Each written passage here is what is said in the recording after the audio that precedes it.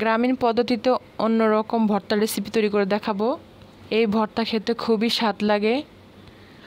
ভর্তার জন্য ঝাল অনুযায়ী কিছু পরিমাণ শুকনো মরিচ টেলে নিব, সাথে কিছু রসুন কলি আর হাফ কাপ পেঁয়াজ কুচি কিছুক্ষণ টেলে নিব। আর আমি সব কিছু তেল ছাড়া টেলে নিয়েছিলাম। এবার 4টা কুমড়ো পাতা দিয়ে 4টা বড় চাপা শুটকি দিয়ে দিলাম। চাপার উপর আরও 2টি কুমড়ো পাতা দিয়ে কিছু পরিমাণ লবণ দিয়ে দিলাম। এবার এই পিঠ ওপিঠ করে ভালো করে ভেজে নিব। ভালো করে পোড়া পোড়া করে ভেজে নিতে হবে। ভেজে নেওয়া কুমড়ো পাতা শুটকি বেটে নিব। ভেজে রাখা শুকনা মরিচ পানিতে ভিজিয়ে রেখেছিলাম, এতে করে মরিচ নরম হয় আর খেতে অনেক মজা লাগে। এবার বেটে ভর্তা তৈরি করে নিব।